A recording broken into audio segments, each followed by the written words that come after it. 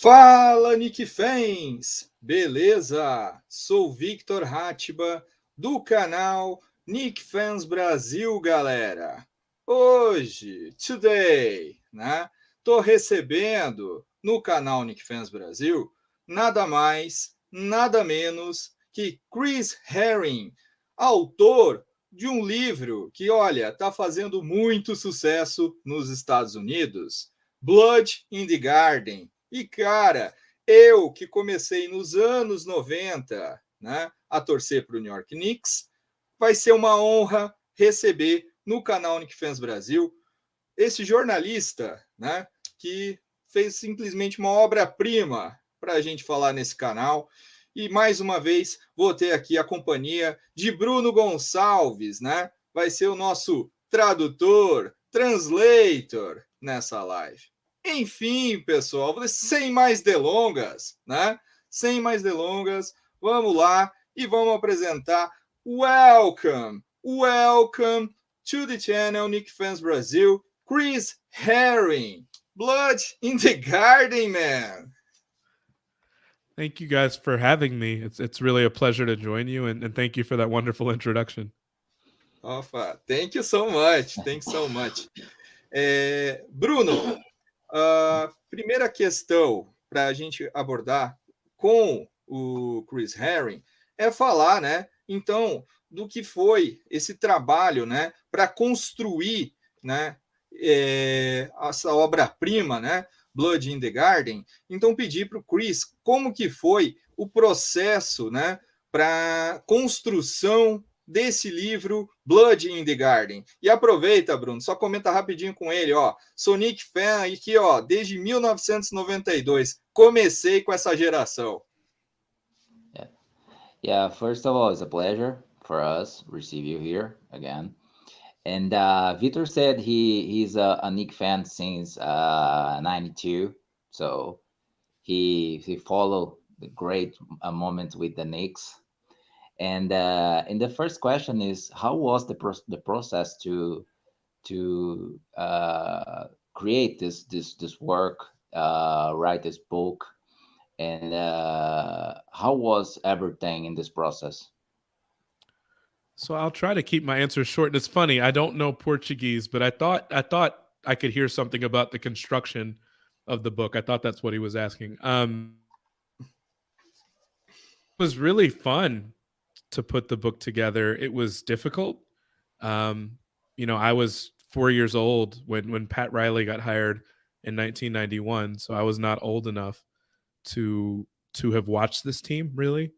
But I wanted to make sure I talked to as many people as I could, to try to talk to, I ended up speaking to more than 200 people to interview them for the book. And it wasn't just Pat Riley or Patrick Ewing or John Starks. It was everybody, including the people that were only with the team for a few days in training camp. It was the people that worked in the marketing department and the people that worked in community relations. So it was difficult to put the book together. I was a little bit afraid to try to do that because I know how important the team is to so many people all over the world, in Brazil, certainly in America and in Europe.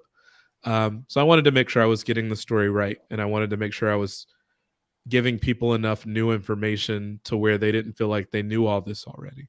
So that was probably the biggest challenge, and then trying to write it in a way that was compelling and interesting to everyone, with new details they'd never read before. So it was really challenging. I'll be honest. It was very fun, and I'm very proud of it now, but it was also very challenging.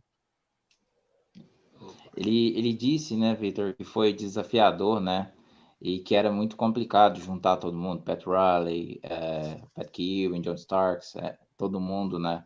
Também todos que eles faziam parte ali nos treinamentos, por exemplo, do Knicks. E para ele foi muito desafiador tudo, né? Porque ele queria escrever as coisas exatamente como elas eram, né? E isso que ele tentou fazer e colocar no livro. Opa. Chris, I am Knicks fan since 92. I was 12 years old. Patrick Ewing is my idol. I love you, Patrick Ewing. It's nice pleasure receive with you in my channel because that, né? É uma honra receber o Chris no canal Knicks Fans Brasil exatamente por isso, pessoal. Eu amo esse time dos anos 90.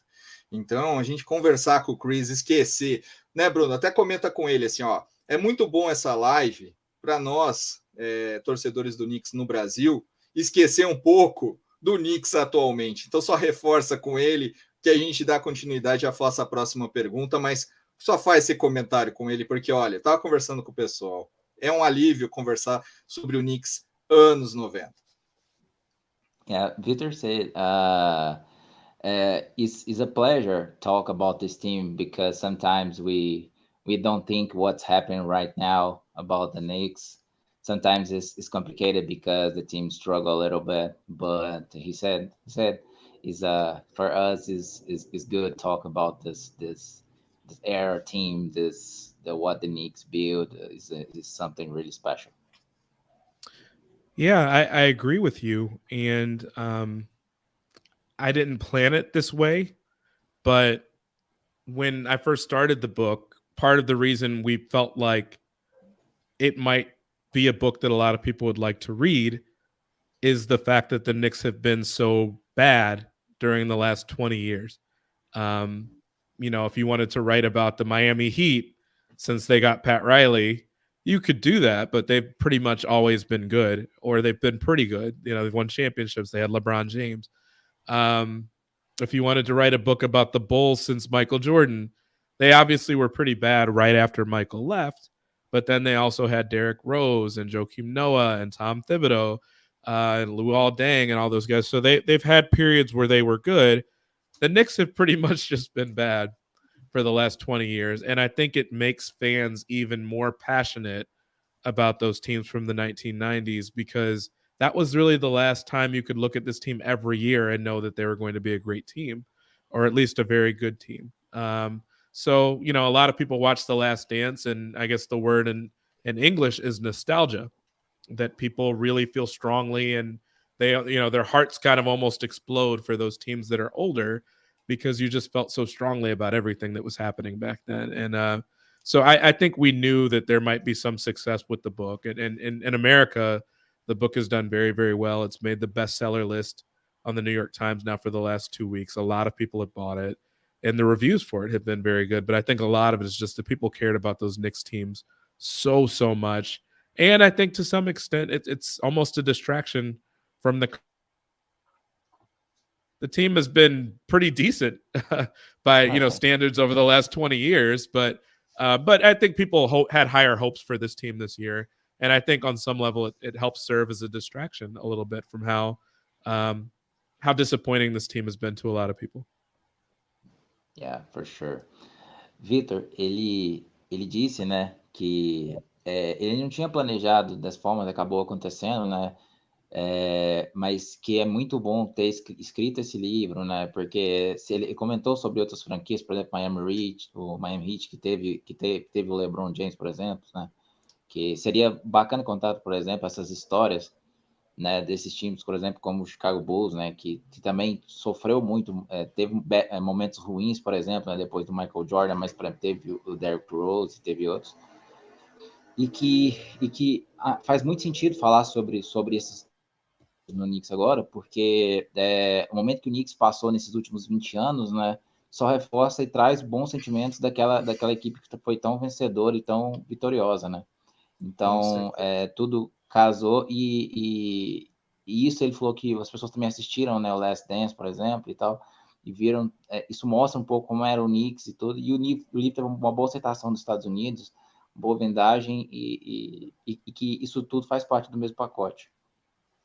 E reforçando, pessoal, vocês que estiverem interessados aqui no livro, né, Book, Blood in the Garden, está disponível à venda, né, sale, em Amazon, né, website Amazon, né, está disponível, né, a venda do livro Blood in the Garden, pessoal. Então estejam atentos, qualquer coisa, se precisarem aí, eu mando o link, né? Eu até tentei citar na descrição, vejam se está correto, né? Mas está disponível na Amazon, pessoal. Cris, Vamos falar então do livro, né? Anos 90, né? Época que a força física, né, fazia a diferença. Um time do New York Knicks, né, que se baseava, né, exatamente nisso, né, na força, né, strong players, né. Então, adotou-se um estilo que até a NBA tentou, né, mudar regras, né, para se adaptar ao que o time do Knicks fazia e jogava, né? Como que foi, então, para você comentar um pouco com os brasileiros, que muita gente, até reforça isso, Bruno, muita gente está vindo me perguntar sobre o livro.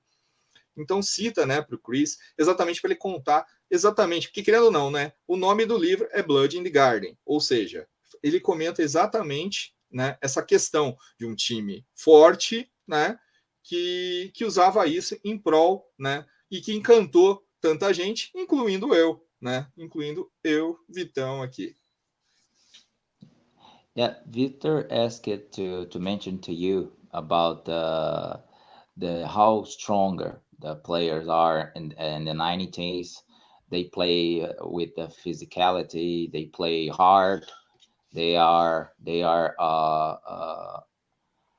Intensidade, good a players. Yes, intensidade. play with intensity. Yeah, they play with the heart, and they using this and Peter mentioned to the NBA need to change some rules because this team sometimes they play so hard and Right. with so intensity and the another team suffer a little bit.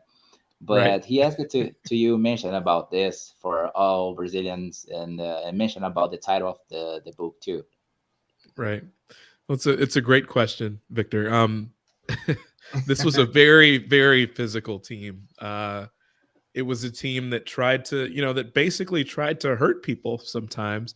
And like you were asking in your question, the league really, Vitor, the league really did not want the Knicks to do that because, they had a very important player during the 1990s that did not want him to get hurt. They didn't want Michael Jordan to get hurt. They could not afford for Michael Jordan to get hurt. But the Knicks basically looked at their team and they realized very quickly that they didn't have really enough talent. And I think they didn't have enough offensive talent.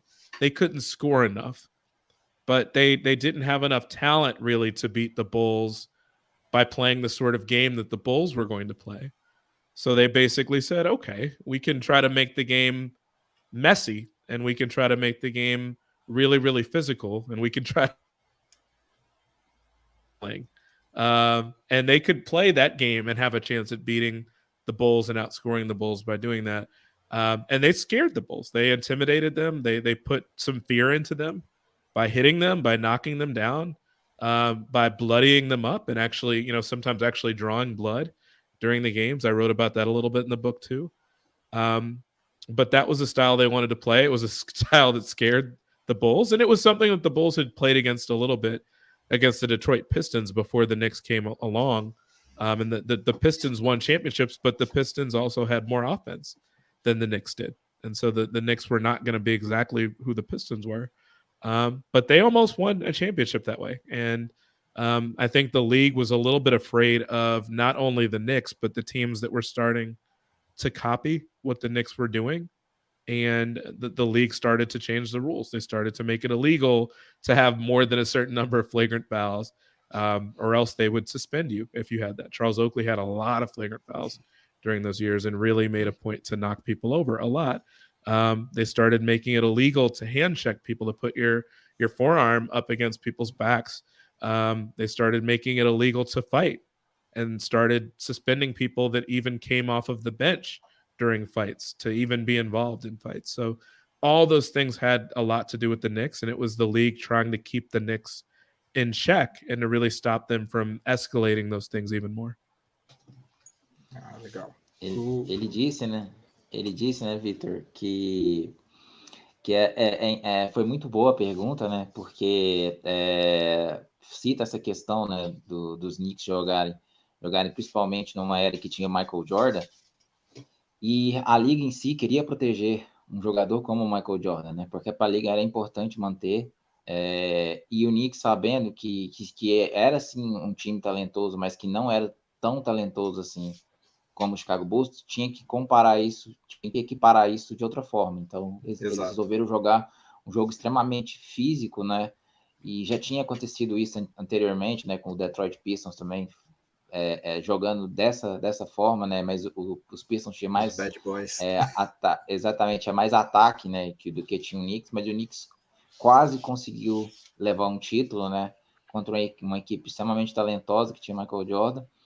E a liga ficou um pouco assustada com o que o Knicks fez, né? E resolveram que tinham que criar algumas regras e tal, colocar um número de faltas flagrante, por exemplo, né? Evitar certas jogadas, por exemplo, né? Como os braços nas costas, que jogariam os atletas às vezes muito longe, enfim, né?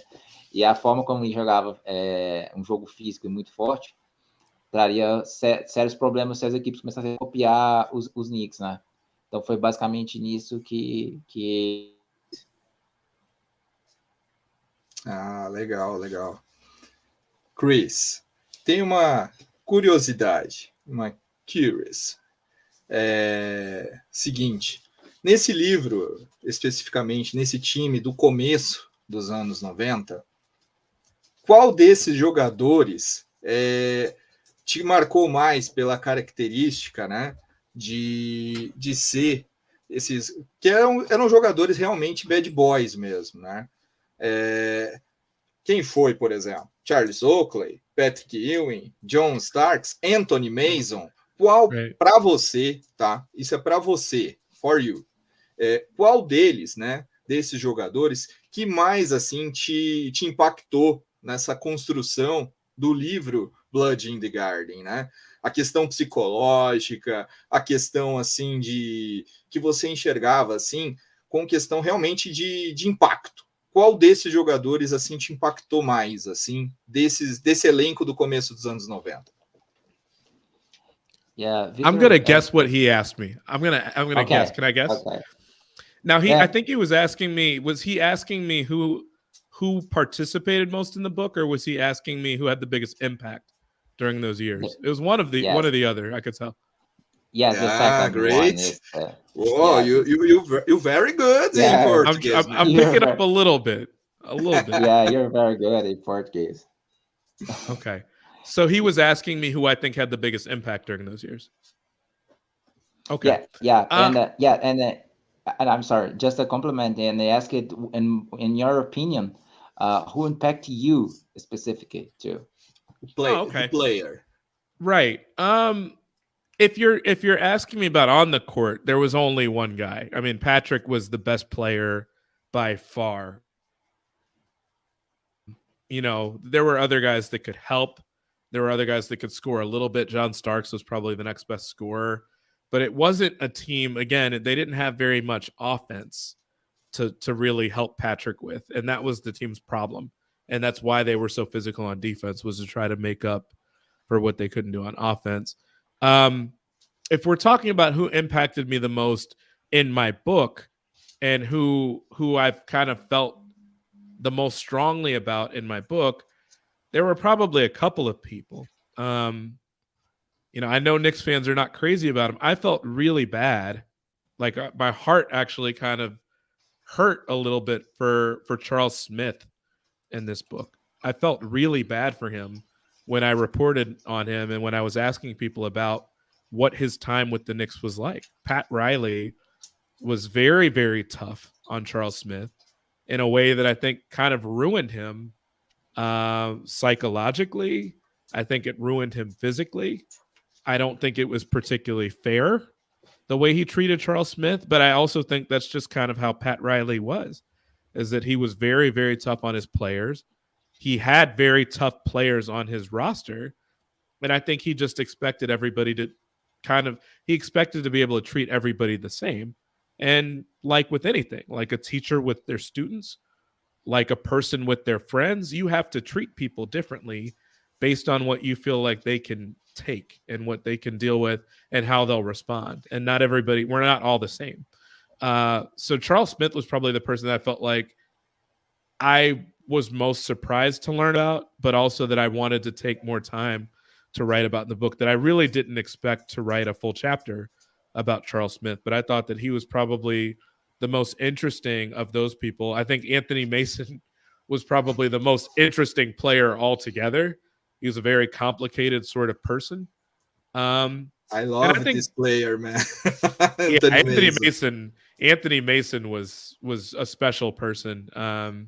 Some people really loved him. Some people that knew him really hated him, but he was very different, and I think he stood out for that reason. So he was probably the person I enjoyed writing about the most. But I was also worried writing about him because he obviously died a few years ago, and you don't want to make someone. I don't mind writing the truth about someone, but you don't want to write about them in a way that their loved one, that person's loved ones, their family is going to feel horrible about what you've written about them. Like if it's fair and you're just saying exactly who someone was, I think that's okay. But you don't want to make that person look worse than they actually were, because he was still a human being, and you don't want to speak ill of the dead in a way that's inappropriate. So I was still trying to be respectful while also telling the truth about who he was. Great. I love it. I love it. Yeah, it's great. Vai lá, Bruninho. Fala aí. Ele disse que, começando pela a questão de quem mais foi impactante, logicamente, se você vai falar da questão ofensiva, tal, ou do tipo que joga, o Pat Ewing, por exemplo, impactou muito, né, na equipe e tal, né? Agora, especificamente falando do livro, né, teve alguns indivíduos, por exemplo, alguns atletas lá que mexeram bastante, né? Contar as histórias, por exemplo, né? Ele falou que o Charles Smith, por exemplo, foi muito complicado falar sobre a história dele, ver o que aconteceu com ele, né? Porque ele sofreu muito, né? É até complicado mostrar também um pouco o que o Pat Riley fez com ele, né? E tal, ele até teve muitas pressões psicológicas, né?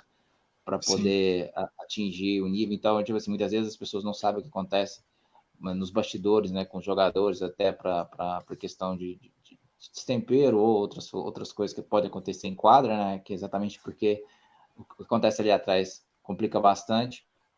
E ele falou também sobre o Anthony Mason, né? De tudo que aconteceu nele, que era uma figura também importante para ele colocar no livro, né? E ele falou que, por exemplo, também que ele morreu há alguns anos e que ele não se importa muito, né? Que ele vai sempre pela verdade, né? Então, contar a verdade, o que acontece das coisas e tal, mas ele tem sempre um pé atrás, né? Uma preocupação de também não transparecer no contexto geral, né? Ou levar as pessoas a entenderem coisas diferentes do que realmente aconteceram, né? Então, assim, ele tem um compromisso com a verdade, mas também tem toda essa questão de falar sobre esses atletas, mas que ele tentou colocar isso tudo no livro, né?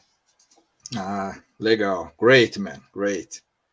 Vamos chegar agora numa questão do time dos anos 90 que, cara, é impossível a gente não falar, né? Knicks, anos 90, né? New York Knicks, um dos jogadores, assim, que questão de personalidade marcante, né? Tanto que teve acontecimento em 2018, se eu não me engano, ou 2017, com o Dolan, né? Charles Oakley. Charles Oakley é uma figura icônica, né? Ele realmente ele é polêmico, né? Personalidade forte, né? E também podemos dizer que era um dos bad boys do time, né? Fazia o trabalho sujo, né?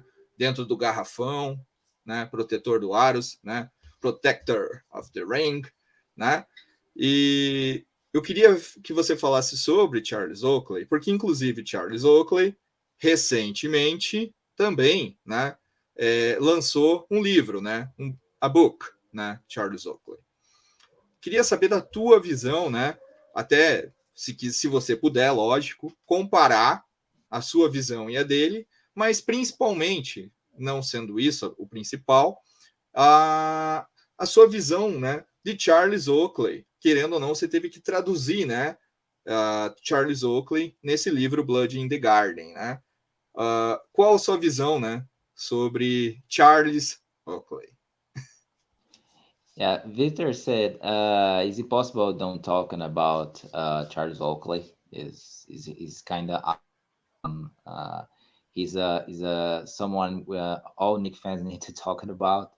He said he have a strong personality. He mentioned he's a bad boy, protect the rim. The guy did a dirty job at the times, and sometimes play so hard and with intensity. But Victor asked, what's your vision about him? What do you think about Charles Oakley? So are we talking about Charles Oakley back then during the 1990s, or are we talking about him now? That part I'm not clear on. No. On the 1990s. Okay.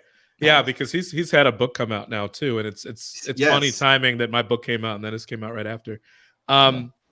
During the 90s, I mean,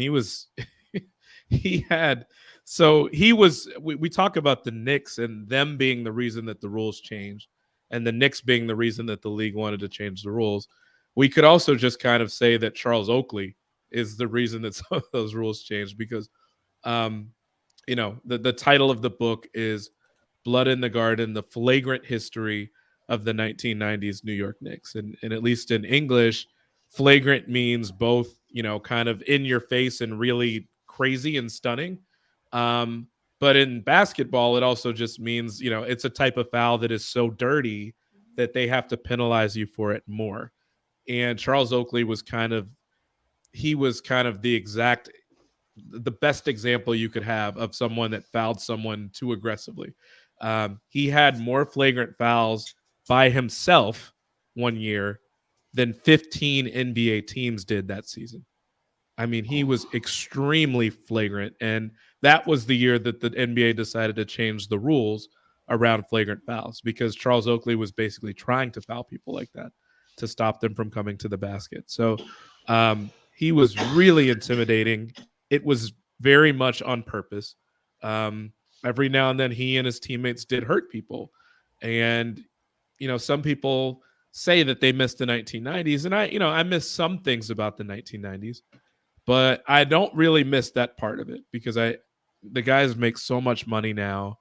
And, like we were saying before, with the league protecting Michael Jordan, the league probably should try to protect Michael Jordan a little bit, because the league doesn't want their best player to get hurt to where we can't watch them on television. I don't prefer to watch the NBA when Luka Doncic and LeBron James and Trae Young and James Harden and Kevin Durant and Giannis can't play. I would much rather watch the games when they're available to play. And, for people that have followed it closely enough, the Bulls had a player that got hurt a few weeks ago because a player from him really aggressively as he was going to the basket, and essentially he broke his wrist. These guys make a lot of money, but even if they don't, the games matter to so many people. The game is so much more worldwide now than it was back then. It doesn't help any of us to see these guys get hurt, and they're more athletic than they were in the 1990s. They're running faster, they're jumping higher, and so there's more opportunity for them to get hurt. There's a lot more space that they're running around with too, because the game, you have Steph Curry that can shoot from 40 feet away. So there's a lot more room to run and a lot more speed to build up. So they can get hurt a lot worse if they get hit while they're in the air. So, Charles Oakley was aggressive, but I'm kind of happy that we don't have that many players just like him in the NBA now, because I feel like you would have a lot of guys that would get hurt. Ele disse, né, Victor? Ele disse, né, Victor, que foi exatamente por causa de jogadores como Charles Oakley, né, que a liga teve que mudar as regras, né? Exato. Ele até mencionou que na temporada ele sozinho teve mais faltas flagrantes do que 15 equipes da NBA, né? Então, só para entender tão longe que essas coisas aconteceram, né, e tal. E ele mencionou que essa forma de jogar, né, põe em risco os atletas naquele período, né, e tal, e que continua, e que por isso que as regras mudaram, e ainda bem que mudaram, porque ele até mencionou que hoje, se tivesse esse tipo de atleta, colocaria o jogo em risco, né, também, não só Exato. o atleta, né, porque as pessoas não partiria mais para pancadaria do que propriamente para o jogo de basquete, e Ficaria também assim, ó. também perderia muitos atletas. Ele mencionou o que aconteceu com o Caruso, por exemplo, no jogo, né, contra o Memphis Grizzlies, que ele acabou se contundindo, se machucando, né, numa falta flagrante muito forte, e que, por exemplo, o jogo mudou, os atletas agora ganham rios de dinheiro e tal, mas que não é só essa questão, né, que também tem a questão pessoal do jogo, dos atletas em si, né, e que isso por si só já indica que, tipo assim, que as coisas na liga realmente teriam que mudar, como mudaram. Até nisso o Knicks fez a liga mudar, né, Bruno? Chris, eu gostaria, né? Acho que de repente nesse espaço da live, nesse tempo aqui já da live, eu acho que seria muito legal você, Chris, né? Se apresentar, né? Introduce, né? Para o povo brasileiro, né? Para os Knicks fans. Assim, a gente sabe, muita gente sabe já sobre o Blood in the Garden, que o livro está sendo um sucesso, né? E etc. Mas e o Chris Herring no Brasil? Né? Eu sei que você é um jornalista, etc. e tal.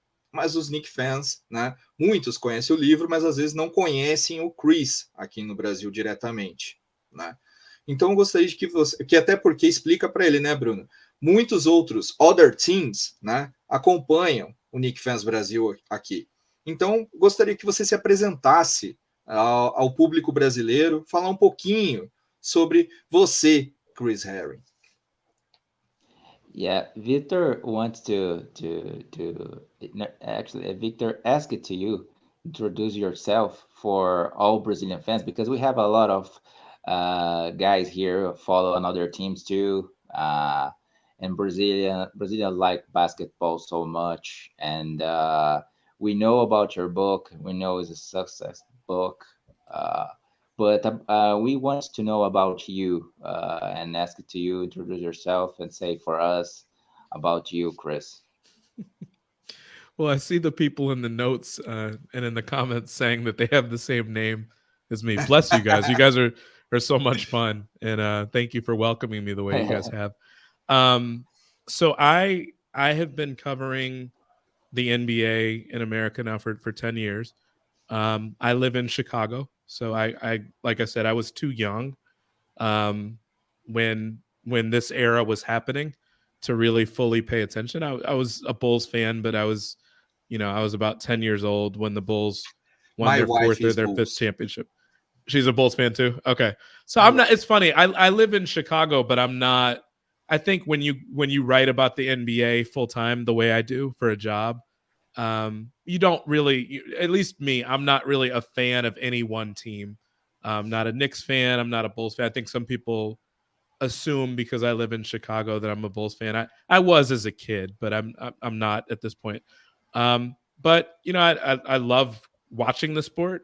I really love writing about it. I write about it in a very strange way, in an unusual way. I try to make my work a little bit different.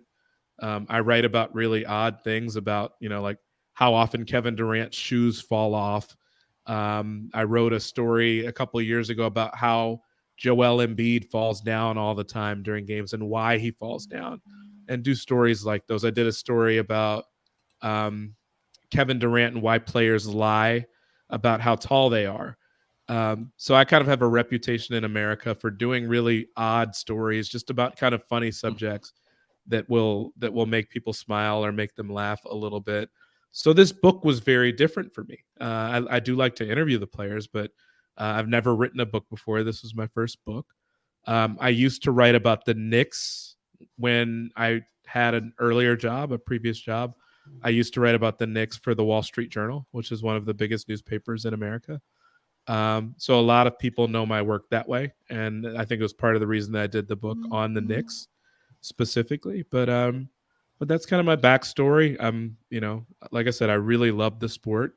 I really love interacting with people on Twitter.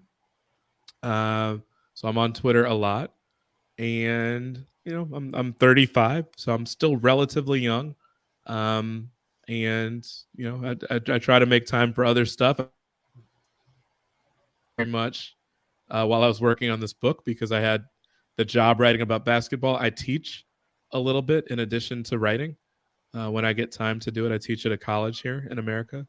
But I just try to make time for my little nephew, one of my relatives, who's 7 years old and is my favorite person. But I guess that's pretty much it. You know, I just try to communicate with. I spend a lot of time on Twitter tweeting with fans, because I'm grateful that so many people care about my work and like to talk about basketball. I don't take that for granted, that people really like what I do and care about the same things I do. And so I just think it's a fun way to keep in touch with people. And it always blows my mind and surprises me when I realize there are people in other parts of the world that read my work or that care about my work. And it's just, I'm very grateful that many people care about my work. Oh, very nice, man. Ele falou, né, Vitor, que ele começou, né, ele cobriu esportes, basquete durante 10 anos, né, e que NBA, né, em 10 anos, e que ele também chegou a fazer cobertura, né, de coisas engraçadas, por exemplo, né, algumas coisas engraçadas sobre os atletas em si, não necessariamente aquilo que as pessoas estão acostumadas a ver, né? E que é interessante, porque ele vê a repercussão das pessoas com tudo isso, né, e tal, e que foi bem diferente, né, de tudo aquilo que ele fez, que ele colocou no livro, né, e tal. Ele é de Chicago, né? Até você tinha mencionado, por exemplo, sua esposa também torce para Chicago Bulls. Ele foi torcedor de Chicago Bulls quando era criança, mas ele não chega a torcer para nenhum time específico na NBA, mesmo sendo de Chicago, né? E que ele gosta de fazer, tipo assim, bastante coisas, por exemplo, né? Interagir com os fãs no Twitter, por exemplo, falar sobre basquete em geral, né? Ele já fez algumas coberturas diferentes de esporte e tal, tudo, como eu tinha mencionado, diferente do livro, né? E que basicamente é o tipo de coisa que ele gosta de fazer. Ele mencionou também o sobrinho dele, né? Que é a melhor pessoa do mundo para ele e tal. Essas coisas e tudo isso faz parte da rotina da vida dele. Ah, legal. Até queria que você comentasse rapidinho com ele, porque todas as lives que eu vi, assim, deu para perceber como o pessoal em Nova York, né, os canais, gostam do Chris, né, like Chris. O CP Franchise, né, do Knicks Fans TV, né, no Knicks Film School, I love this life, I love, né, Knicks Wall, né, and so many lives, né? Várias lives. Então, people likes you in New York City, man. You are Knicks fans, but you don't know yet. Você é um torcedor do Knicks, mas não sabe ainda. Mas enfim, muito carisma, né? O pessoal realmente, né? Guys likes you in New York City. Thank you. E gostaria, né, Chris, de comentar. Daí, Bruno, me ajuda aqui, ó. Aqui, ó, Chris. Olha que legal. That's so cool. The streets are buzzing, né? Knicks bus. Austrália, man. Austrália. Wow. Hugs for you, CT. Hugs for you, CT. That's cool, man. Knicks around the world, man. Knicks around the world. Muito legal. Mas só voltando, Cris, então no Brasil, né, os brasileiros, tem muitos brasileiros, principalmente da minha geração mais antiga, inclusive, são muito apaixonados pelo New York Knicks. A passion, né, about the Knicks in Brazil. So many people. Então, tem muitos fãs brasileiros. E queria abrir, né, uma possibilidade nessa parte da live, aí, Bruno, se puder comentar com ele, questão da paixão dos brasileiros, e a questão que eu gostaria de ver com ele, se nesse trecho da live, se eu posso apresentar brevemente para ele saber do nosso clipe, né, vídeo tributo do canal, um trechinho, apresentar inclusive o Wilson Ora, e em seguida perguntar para ele se a gente pode abrir algumas perguntas, dentre as nossas para ele na live, de alguns Knicks fans aqui no chat. Ah, tá. Aí, Vitor, você quer que eu pergunto para ele em separado ou você quer que eu já pergunto tudo para ele para emendar? Não, pode perguntar. Pergunta para ele se eu posso fazer algumas perguntas do chat, né? Em seguida, comentar, né, dessa paixão dos Knicks nos brasileiros e perguntar se eu posso, né, apresentar para ele um pouquinho, né, um trecho do vídeo tributo do nosso canal. Tá. Yeah. First, all the Vitor said is the people likes you in New York, and people here in Brazil say read your book and like your job too. So it's something really good for us. Thank you. Vitor, yeah, and he said we receive a lot of people here in different countries, and everyone mentioned how this is important for the Knicks fans in the world. It's not just in Brazil, but for us, I receive a lot of people, and for us, it's a special thing. And Victor, ask your permission if we can show to you a little bit about the tribute video we made with Wilson Moura. He created this video, and is a tribute video for the Knicks. Carol's Home is the band from Wilson Ora. Sure, yeah. I would love to see it. And let me add too, by the way, before you do that, I am begging the people. It's interesting, but whenever you write a book that is like this big, that this many people are reading, you have a publisher, like a company that agrees to buy the rights to the book, and then they start publishing the copies and they send them all over the world.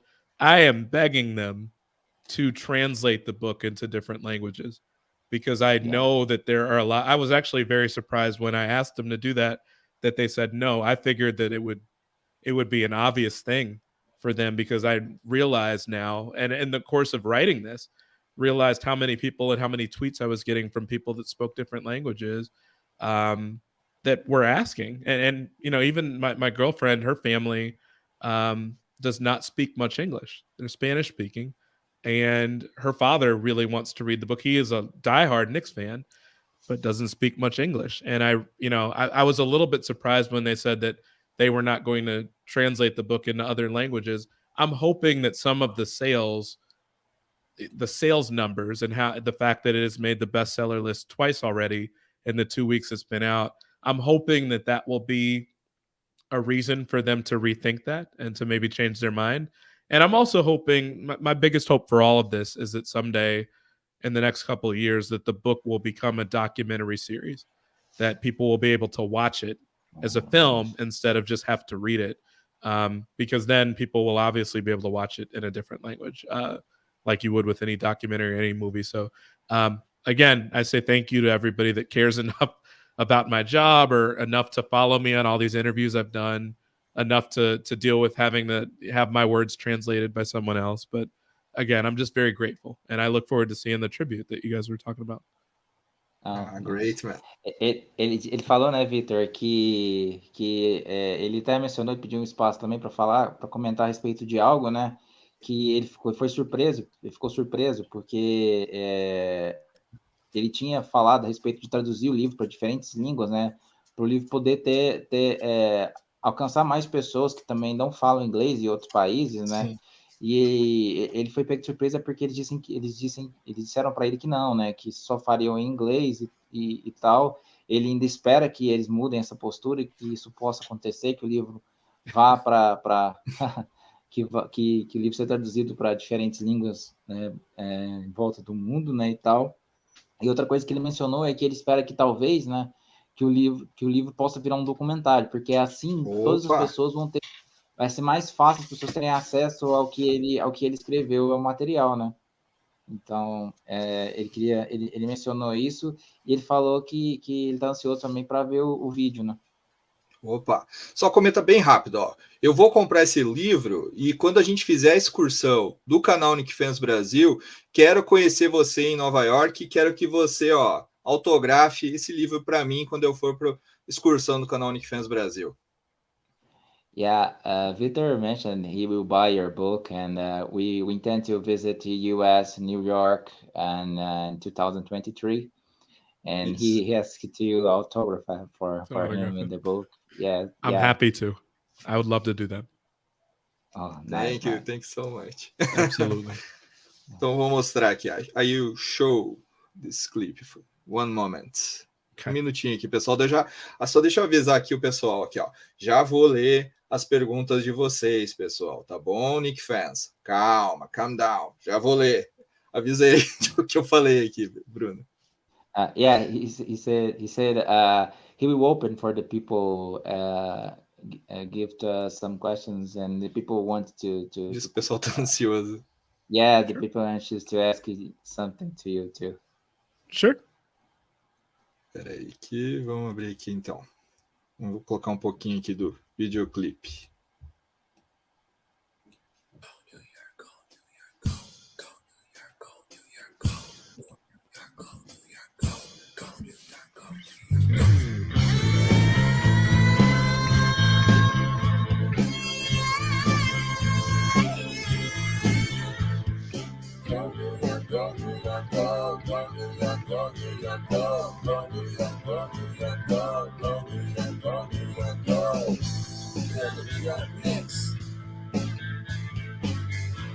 We're the New York Knicks. We're the New York Knicks. We're the New York Knicks.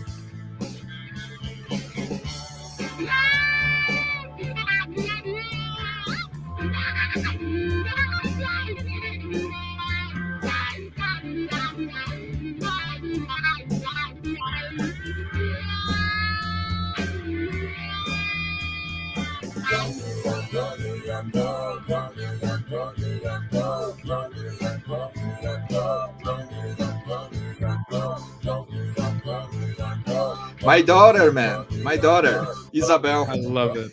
I love 3 it. years old. My dogs is Knicks fans too. We're the New York Knicks. We're the New York Knicks. We're the New York Knicks.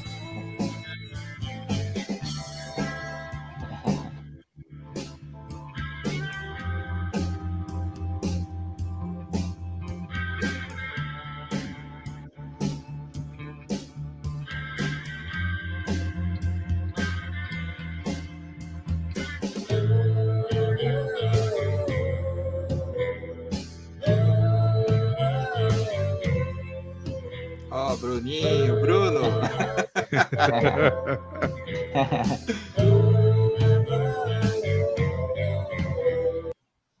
Enfim, né? Não vou mostrar o clipe inteiro também, né? Opa. That is awesome. That is so cool. Awesome. Yeah. Thanks, Thank you, man. Yes. Thank you. Wilson Ora, né? Is the responsible, né? Of this video clip. The band Carol's Home, né? Wilson Ora. Bruno, se você puder pedir para ele mandar um abraço, né, para o Wilson Ora, eu ia ficar bem felizão se ele puder, claro. Yeah, Victor asked if you can say hello to Wilson Moura, because he watching the live right now, and for him will be a special thing. Yeah. Hey Wilson, I just wanted to say hello, and thank you so much for wanting to be part of the live. Like I said, I'm just grateful that you guys even care what I have to say, or that you guys would be interested in the book, or interested in talking about the Knicks with someone that lives in a completely different part of the world. I'm just honored and grateful. Thank you. E ontem foi aniversário dele, Bruno. Birthday. Wilson Ora, yesterday. Presente de aniversário aí. A gift from A Wilson. gift, yeah. Yes, because it was his birthday yesterday, so it's Oh, it's his super birthday too. Yeah, Happy yeah, birthday, yeah. man. I hope he had a great birthday. Ele desejou feliz aniversário para ele. O pessoal entendeu aqui. People só understand. entendeu. E thank you so much, né, about this. Of course. Ah, Of course. Chris, people in the chat, so, né? Como é que eu posso dizer ansioso, Bruno? Anxious to ask many questions. Okay. You can? Of course. Ok. Pronto, pessoal, pronto. Chris vai responder algumas perguntas. Vamos selecionar aqui, Bruninho? Vamos ver aqui alguma.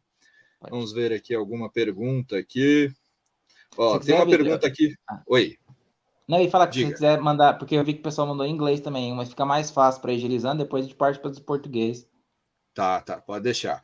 Vou selecionar aqui, então, primeiro, aqui é do Chicão, né? O Francisco aqui, o Chicão. Só traduz, pessoal, rapidinho qualquer pergunta, e aí o Chris já responde em seguida. Ele perguntou qual que era o time mais difícil de bater nos anos 90.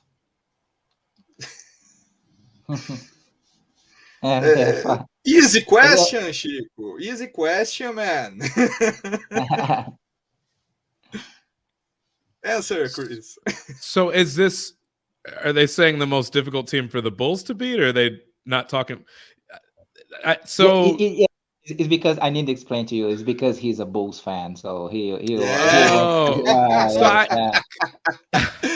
so he just wants to hear me say the Bulls. Okay. Yeah.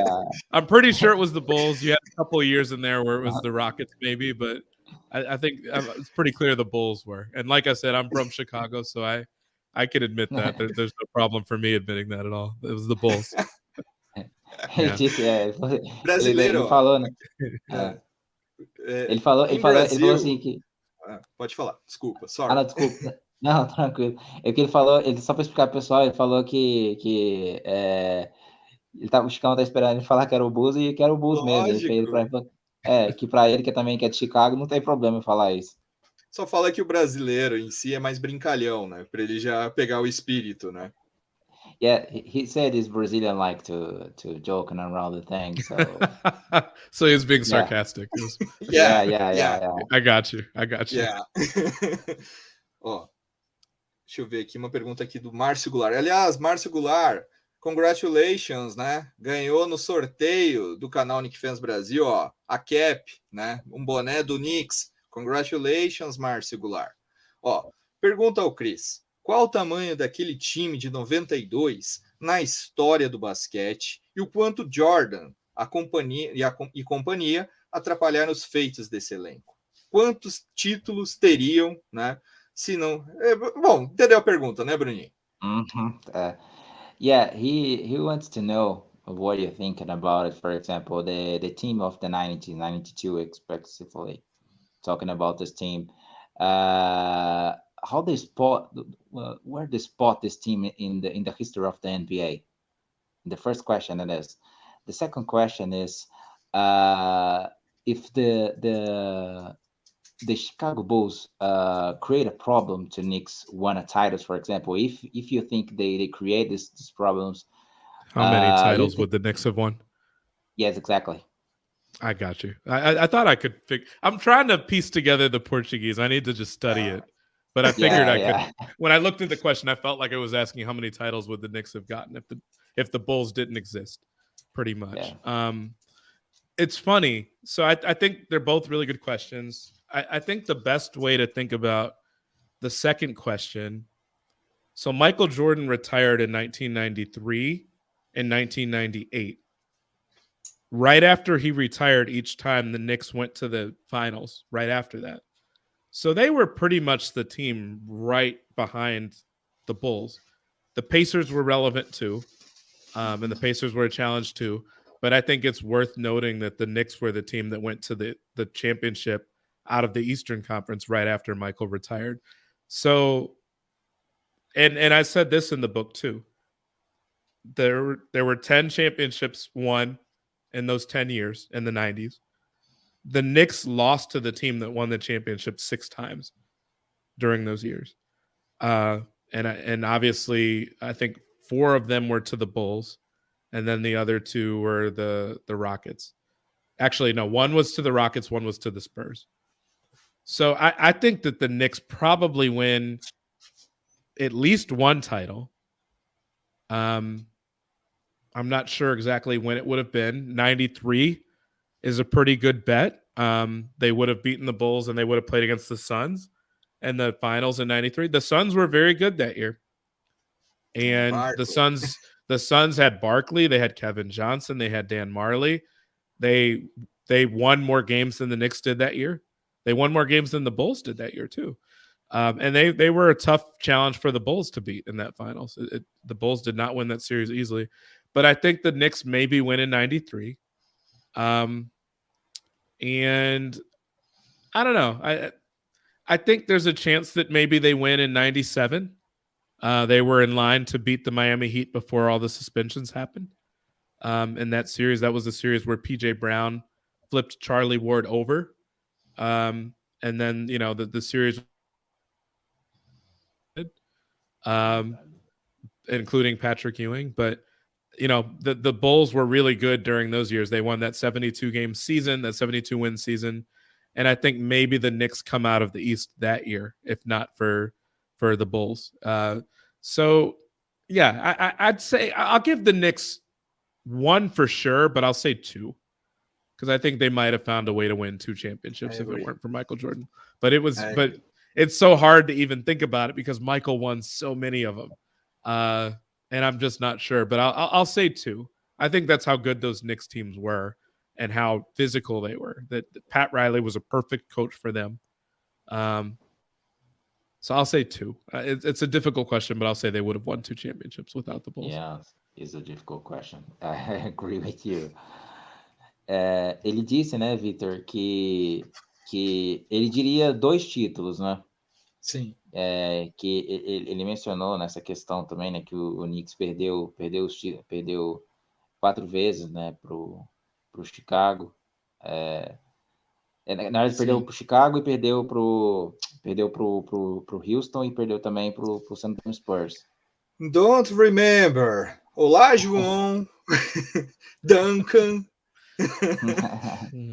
Se já não bastasse, Michael Jordan ainda tinha Kim Olajuwon e ainda tinha Duncan, né? David Robinson. Oh, guy. Oh, God. They were very good players. It wasn't just Michael Jordan. And even if you make it to those finals in the later years, you had the Utah Jazz and Karl Malone and John Stockton.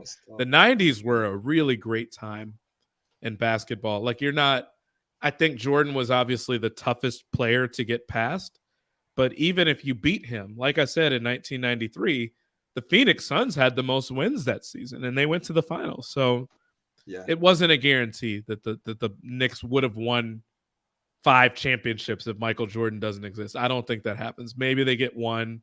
Maybe they get fortunate and they win 2. They really should have won in 1994. That was a big missed opportunity for the Knicks, I think. Michael Jordan had retired. The Knicks went into game 6 up 3-2. But Patrick Ewing did not play very well against Hakeem Olajuwon. And I think they missed an opportunity there to at least get the 1. Yeah. Bruno, tenta resumir, assim, não precisa falar tudo, assim, tenta dar uma resumida, só que eu acho que o pessoal entendeu também.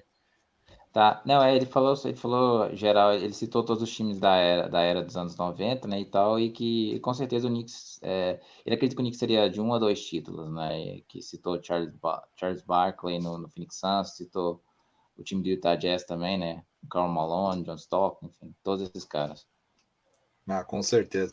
Tem uma pergunta, Bruno, internacional aqui, ó, a gente aqui, ó, other country aqui, ó, in this channel aqui, Knicks Fans Brasil, aqui, ó.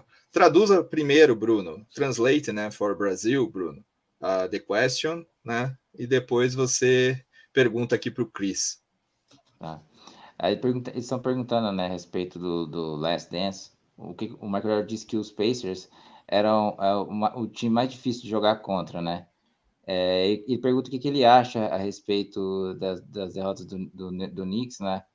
E se os Pacers eram um time realmente melhor que os Knicks. Okay. I think if I'm being honest, what I think happened with that, because I was a little bit surprised to hear him say that. I think what happened is that the Pacers were more relevant at the end of the decade when Michael came back. Like if you split Michael's time with the Bulls into two parts, the first 3 championships and then the last 3 championships, the Knicks were clearly the team he struggled with the most for the first 3.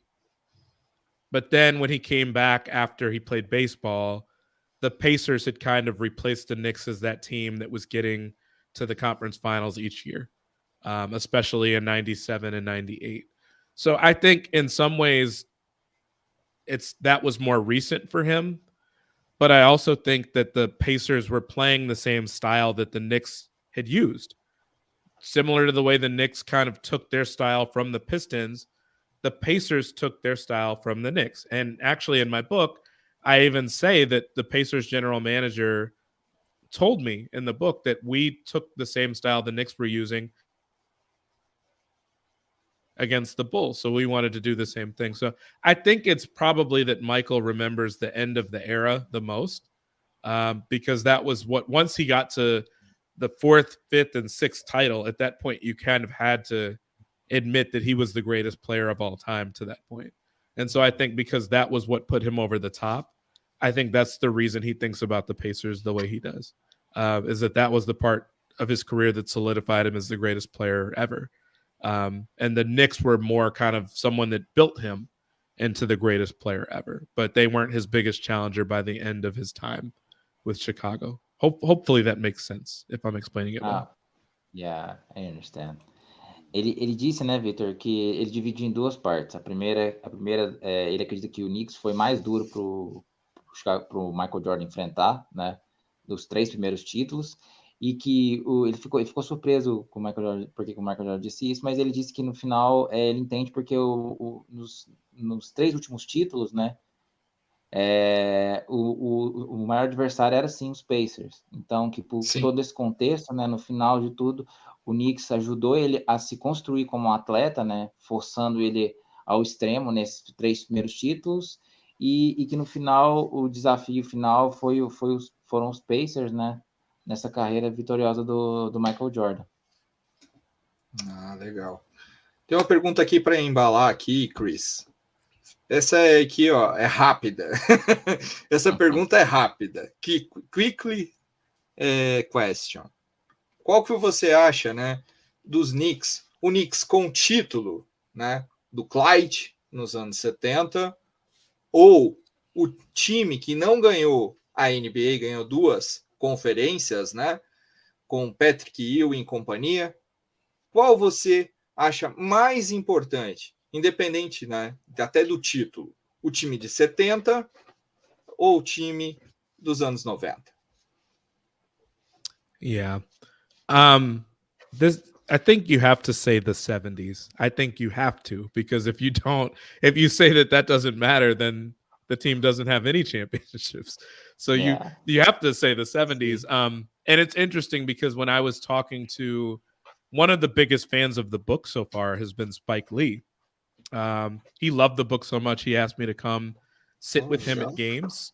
I sat at a couple games with him, and we've been talking about it ever since. He really loves the book. And I asked him, because obviously for people that are old enough to remember, Spike, was involved with the Reggie Miller stuff. He's friendly with Michael Jordan. He's been in commercials with Michael Jordan. He's written commercials for Michael Jordan. So he's very friendly with a lot of these players. He's still friendly with Patrick Ewing and Charles Oakley. He's still very friendly with John Starks. So I asked him, like, which team matters more to you? Because all those people personally with the 90s teams, but Lakers. You were a fan when the team won championships when you were a kid in the 70s. And he was like, and I asked him, I thought he might say the 90s because he knows all these people personally, but he said the 70s still matter more to him, that he loves those players from the 90s, but that the 70s teams resonate with him more. So I think it probably depends on how old the person is that you're speaking to. If they're younger people, they're going to care more about the 90s teams because they did not watch the 70s teams. If they're really young people, they haven't seen either team. So, that's something else to keep in mind. So I hope the book can kind of inform people as to who those 90s teams were and what they were about. But the 70s teams won 2 championships, and you can't write that off. The 90s teams had a real personality and toughness and intensity, but I don't know that those things should matter more than championships, and the Knicks did win championships in the 1970s. Ele disse, né, Victor, que... Good answer, man. ele falou, né, Victor, que é impossível não falar a respeito do time dos anos 70, né? Então ele acha que seria o time dos anos 70 porque ganhou 2 títulos, né? Ele até mencionou que ele teve a oportunidade, o Spike Lee leu o livro dele, né, e tal, e teve contato com vários jogadores nos anos 90 e tal, e que ele teve a oportunidade de assistir alguns jogos com o Spike Lee no Garden. Uau! E ele disse que e perguntou para ele a respeito, né, o que ele achava. Ele disse assim, olha, que o time dos anos 70 foi o time que ele era criança e viu ganhar.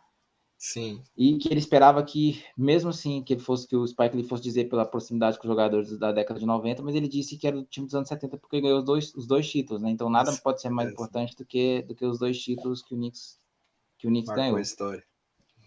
Ó, tem um Knicks fan aqui, Chris. Até selecionei, até fugi um pouco. Não sei se vocês perceberam, eu estou evitando algumas perguntas que não sejam tão próximas do livro, né? Do book Blood in the Garden.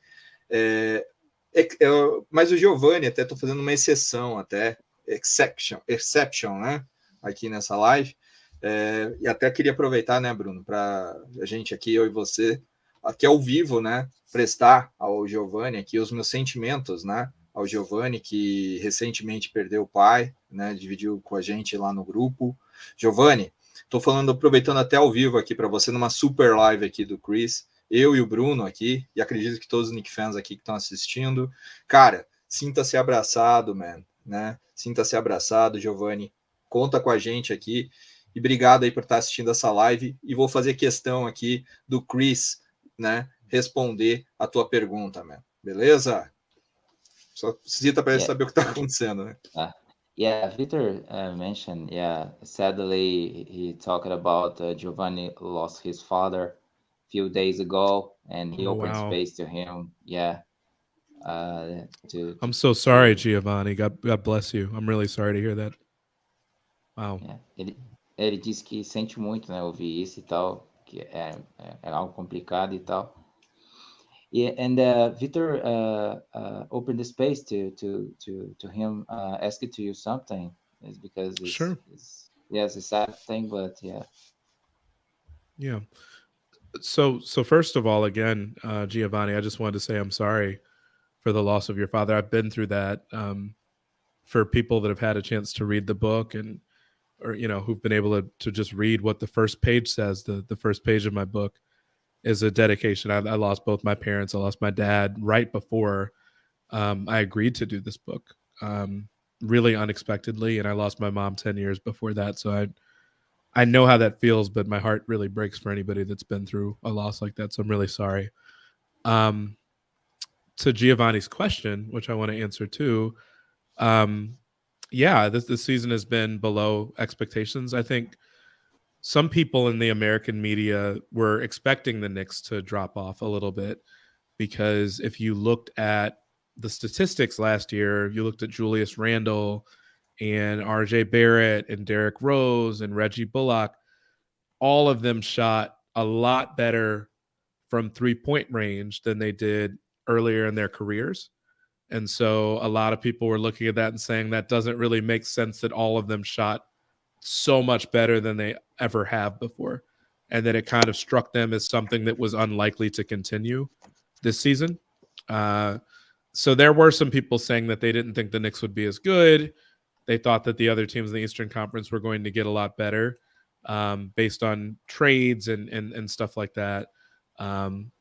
So some of it was expected by some people, but I still thought they'd be better than this, especially getting certain people back like Mitchell Robinson.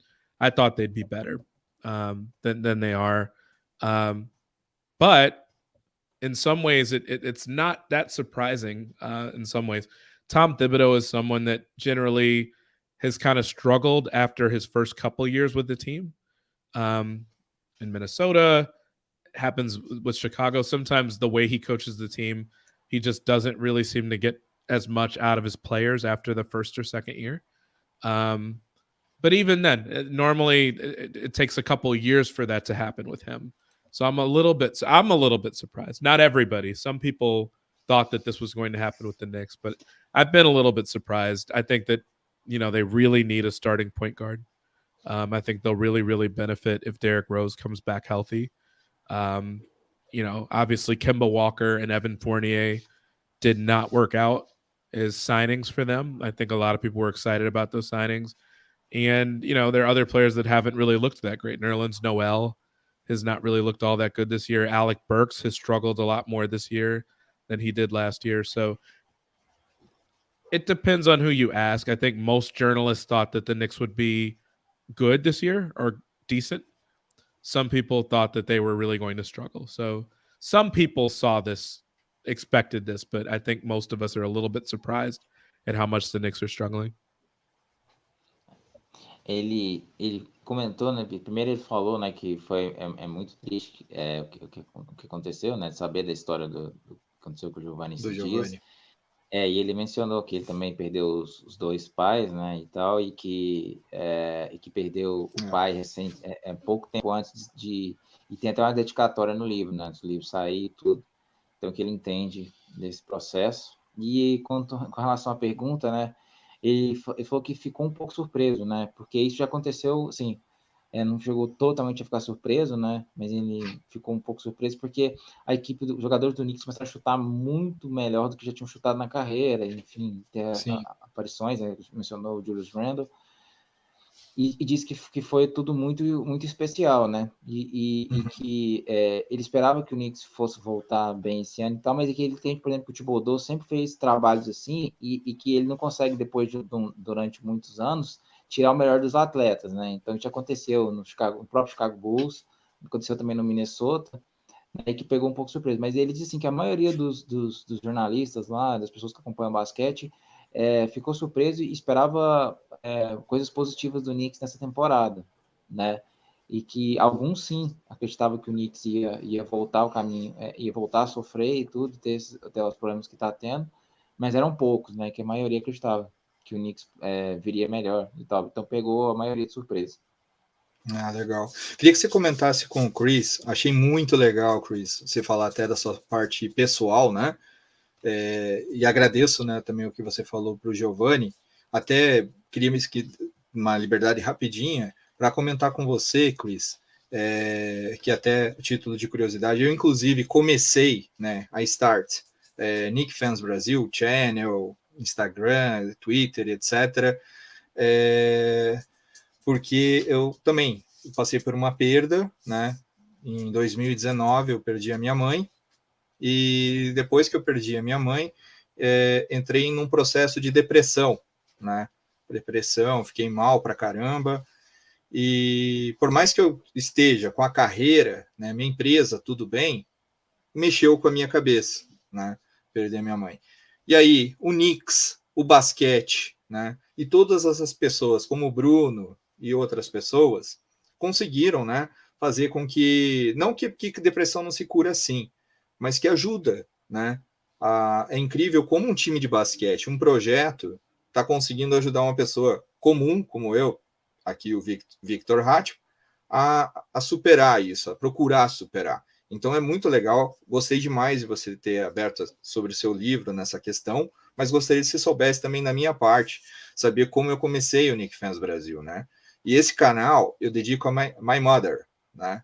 My mother, eu dedico a ela, aqui, ó. Oh, wow. Né? Wow. Então eu dedico esse canal Knicks Fans Brasil à minha mãe. Então, só gostaria que você soubesse disso. Bruno, só traduza rapidinho para ele, que eu acho bem legal ele saber. Yeah, Victor said,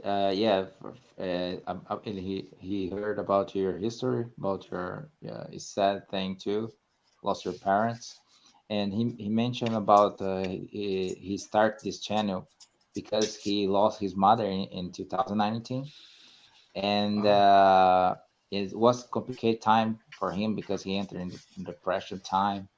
So Absolutely. and the things in his work going well, but in his personal life it's complicated because this, and the channel help him to get out of this, you understand? So this is complicated.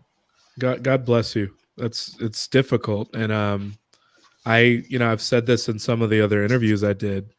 I initially said no. Someone asked me if I would write a book about the 90s Knicks, and I said no the first couple times because it was a couple months after I lost my father, and I just wasn't interested in taking on something extra when you're just trying to grieve and when you're just trying to really to breathe, to just kind of have one day after the other where you feel good about yourself. Or and I thought about it more, and I know my dad wrote books. My dad was a professor.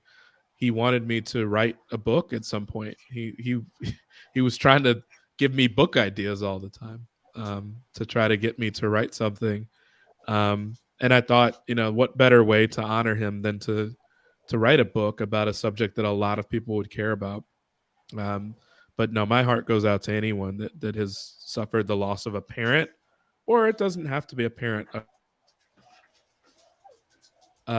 It's very, very hard. And I think sometimes we, especially during a pandemic where so many people have lost someone, to just take a moment for anybody that's felt that. And I think it gets back to why it was such an honor for me to write this book, because so many people have told me just how much joy it's brought them to read about a team that they loved so much. Or even, for me as a kid, there were things that maybe I didn't love them at the time, but knowing that my mom or my dad really cared about them, if it gives me a way to connect to something that they cared about, really becomes more important to me now as an adult. So again, God bless you. And I'm just grateful to be able to speak with you all and to connect with you all, because I know this means a lot to you, and I don't take that for granted. I know how special that is, and I appreciate you allowing me to be part of something that you care about.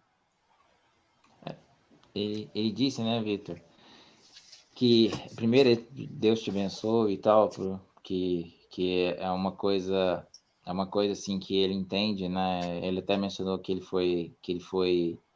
perguntaram para ele se ele ia escrever o livro mesmo. Ele disse que não, porque ele tinha perdido o pai tinha pouco tempo e tal, mas que depois ele decidiu e tal. É algo muito pessoal, né? Ele fez até de dedicatório, como eu tinha mencionado, né?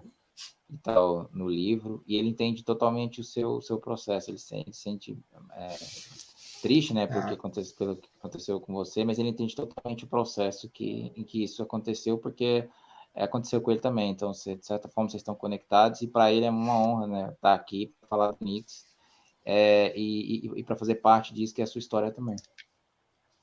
Man, you are a very special person, man. Really. Thank you. Eu vi várias lives suas, várias, so many lives. E o que eu posso destacar sobre o seu livro, Your Book, que a gente sente de verdade que você colocou, your heart, seu coração no livro, sabe? Por mais que questão que a gente sabe, eu sou publicitário, né? Aí você é jornalista, tal. Nós da área de comunicação a gente tem isso, mas, cara, teu coração tá no livro, your heart. Então isso ajudou, na minha humilde opinião, né, que esse livro está sendo esse sucesso todo por causa disso. Informação por informação a gente encontra em qualquer lugar, mas informação feita, né, que a gente sente que foi feito com o coração, cara, não tem comparação. Por isso o seu livro está sendo e vai continuar sendo e vai ser um sucesso muito maior ainda. Se depender de mim, no Brasil, muita gente aqui, ó, vai comprar seu livro. Muita gente vai comprar seu livro no Brasil, se depender de mim. Yeah, Victor mentioned he watched so many lives you participate, and he talking about your book, and he said this success because you put your heart in writing this. For him, we feel this in your book. So when we doing this with the heart is something special, and everyone want to buy this because we buy an idea and buy with the heart. Thank you so much. I'm just honored again, and I I tried not to. If you've watched all the lives, especially if you watched the one with the Knicks Film School, I get emotional sometimes, so I'm not gonna do that on this. I remember. On this I'm gonna try not to do that, but I'm just please know how grateful and how humbled I am to join you guys, and how much I appreciate you guys wanting to talk to me, because I've never written a book before. This is the first time. It's a vulnerable process to have thousands of people, read your work, and to read about something that they probably knew more about than I did when I first started researching this book. And so the fact that I can go from something that you all know more about it than I do to all of a sudden taking a couple of years away and trying to talk to everybody and write the book, and then try to teach you all something, or to try to bring you guys into something that you guys already understand, but I want to give you a better understanding. It's a scary process, and especially when we talk about what I was dealing with when I first agreed to do the book. It's hard. So I'm grateful that it, and even for people that don't like it, people, I think, especially fans, especially the people in this chat, I think understand I was at least trying my absolute best to give the fans something that they could really like and enjoy and love, and I hope that comes across in the book, and I'm glad it has for some people. Yeah. Ele disse, né, o Victor, que para ele é muito especial, né? Ele falou até da live, por exemplo, né, que ele se emocionou e que ele tenta não se emocionar, tipo assim, às vezes, né, porque é complicado, mas aqui todo mundo é um... With you, como é que é? Jonathan, Knicks Film School. Yeah, yes. E ele comentou, né, que para ele é um prazer, né, tipo, ele nunca tinha escrevido, né, um livro assim antes e tal, e que é uma honra, né, fazer parte da história e que as pessoas poderem ler o livro dele. Então é algo super especial.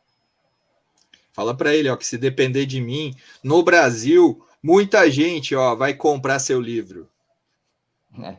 Victor said he will support you and show for all the Brazilian fans your book, and say for the people who read your book, because it's really good. Ó, I have marketing in this blood, man. Como é que é? Eu sou publicitário, né? Fala para ele. Yeah, he's cara, agora eu não sei como é que fala. I have como é que é? A employer advertising. I work with advertising. Almost with journalism, né? Okay. Como é que é?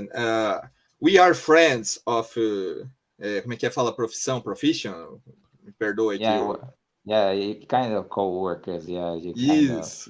Yes. Ó, vou ajudar, ó. I help you in Brazil with this book, man. Ó, well, thank you. I appreciate that. Precisa nem agradecer, ó. Don't need that. I will, ó. Como é que fala? Vou fazer com o coração isso. Vou fazer porque realmente, ó, acredito no seu livro. I believe in your book. Yeah, he will with the heart. Thank you. Thank you guys so much. I appreciate you. Pede desculpas para ele da minha parte, porque a gente combinou 1 hora de live, 1h24 de live.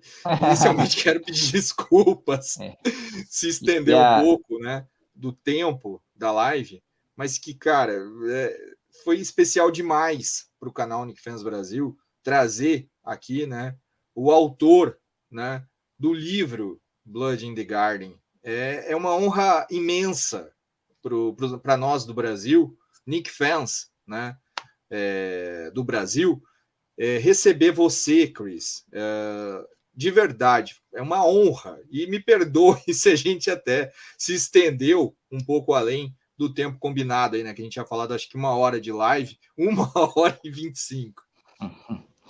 Yeah, Victor, say to you, first of all, say, so sorry because we promised to you 1 hour, but we extend this, so sorry for this. But That's okay. yeah, it's because it's so cool. It's so special thing. I'm enjoying it too. That's okay.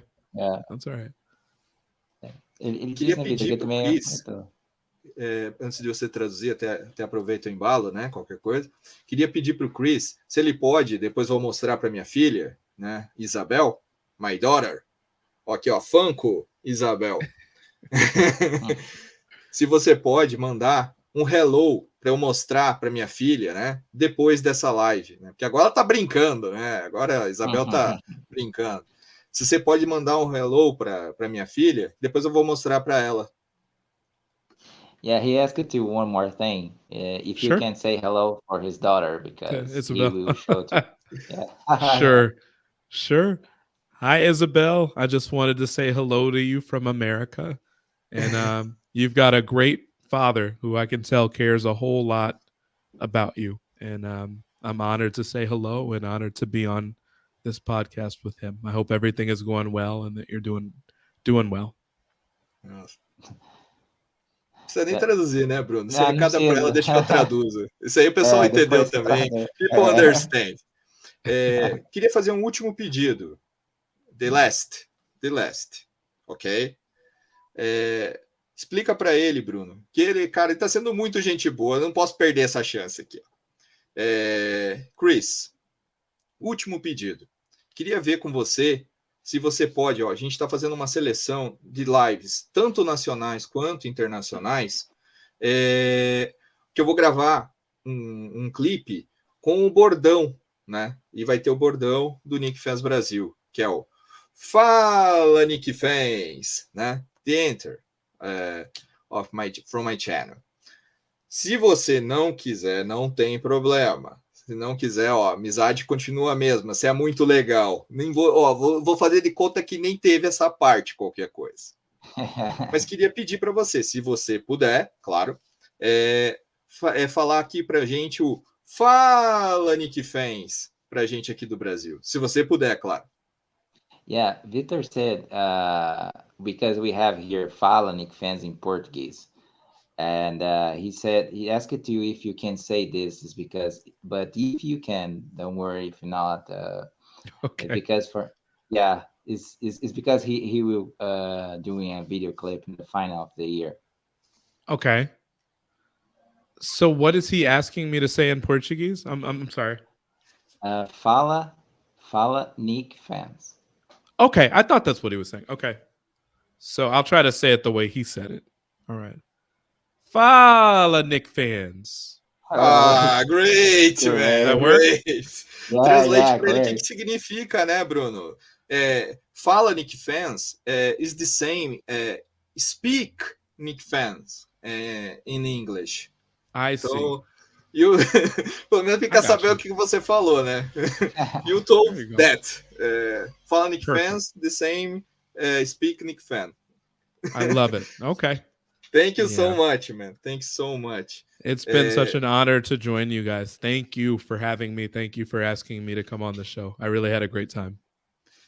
Só tenho a agradecer, Chris. Te desejo, Chris, muito sucesso. Te desejo muito, muito sucesso, tá? Na sua carreira como jornalista e com o livro Blood in the Garden, né? E só queria perguntar para você também, aproveitar o Bruno, né, nesse final de live, é apenas, por enquanto, na Amazon? Ou tem mais alguma outra forma que nós brasileiros podemos comprar o Blood in the Garden? Yeah, Victor said, for the people find your book, he asked if is it just in Amazon or have another way to find and buy your book? I think that it, for people in Brazil and for most people in other countries, the only way that I know of is Amazon. In America, there's a lot of ways to get the book, and it's in a lot of bookstores at this point. And you can order it through a lot of bookstores at this point, but I'm not sure. I probably should have done my homework and my research on that before I came onto the podcast to figure out how it could be gotten in Brazil. But as far as I know right now, I think Amazon's the only way I know for sure. I don't know if Barnes and Noble is a bookstore out there. I know in America it's one of the biggest bookstores. If it is, then you can probably get it from there too. But I'm not.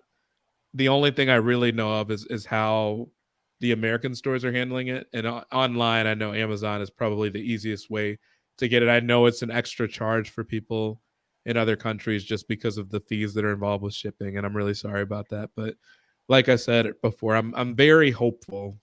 I'm very, very hopeful that at some point that the book will be translated into other languages. And beyond that, I'm very hopeful that it will become a documentary, which would allow people to, even if they didn't get a chance to read it, will give people a chance to watch it and then to be able to hear that, it in whatever language that they speak. And I feel very, very, very confident about that in the next couple of years that we'll see that. I was even having conversations about that earlier today, and I do think that that's going to happen. So I'm like I said, I'm grateful that people even want to buy the book, but I'm hopeful that within the next year or two that we'll not only have the book in different languages, but that we'll have a documentary that will be very similar to what we saw at The Last Dance, where it'll be multiple parts. Ele Só disse, né, antes de Victor? você traduzir, Bruno, eu vou ler. I will be read your book in English, don't problem, né? Só que muitos brasileiros, so many, né, Brazilians want this book in Portuguese. So many guys, many guys. But I will read in English, don't problem, né? E thank you, né, about Amazon. In Brazil, so many people buy in Amazon, então don't problem about that. Bruno, translate. Chris told you. Tá. Ele disse, né, Victor, que o que ele sabe até o momento é da Amazon e que ele vai procurar saber e tal, né? Mas ele disse que nos Estados Unidos é diferente porque tem vários lugares, mas que ele sabe a respeito ao redor do mundo é na Amazon. E ele pediu, ele falou também, né, que é uma coisa complicada essa questão de não ter em outras línguas, né, e tal, a tradução e tal, que ele espera que isso aconteça logo e que ele espera também que depois disso vire um documentário, né, como foi o Last Dance e tal, e que as pessoas possam assistir, que isso vai ampliar para todo mundo, né? Vai virar um documentário. Vai virar Blood in the Garden documentary. I believe in that. Resumindo, thank you. Obrigado de coração pela tua participação no canal Knicks Fans Brasil. Mais uma vez, desculpa aí se a gente se estendeu sem querer, mas foi realmente, resumindo, um prazer para todos do Brasil receber, né? Se dependesse dos brasileiros e de mim, acho que a gente ia ficar horas conversando, mas a gente sabe que o tempo, né, existe o tempo de cada um e eu super entendo. Então, resumindo, foi um prazer. Desejo sucesso a você, Chris, a sua carreira e ao seu livro, Blood in the Garden. Enfim, é isso. Thank you so much, Chris. Bruno, translate for Chris. Yeah, he said, yeah, first of all, for us it was a pleasure to receive you here. This was so really special. Sorry again for extend more what didn't promise you, but it's because for us was so great and enjoy this time. And Victor said to we hope so. This has become a documentary because we really watch this because it's a really special thing. Yeah, I hope that too. But you guys are very welcome. And like I said, it was my pleasure to join you. I appreciate that you even wanted for me to join you. So thank you very much. This is very special for me to join you guys too. I will see in New York next year, man. Excursion, né? Just Knicks Fans let me Brasil. know. I'll make plans I will make plans to visit. You just let me know. Nice. I want in my book. Ok? Yes, sir. Yes, sir. Enfim, obrigado, pessoal. Thank you, all guys, né? Thank you, people. Thank you, né? Bruno Gonçalves, né? Thank you, Bruno, né? Thank you, Chris, and I will see you, Chris. E Bruno, I see you all days aí. Beleza? Um abraço aí, Knicks fans.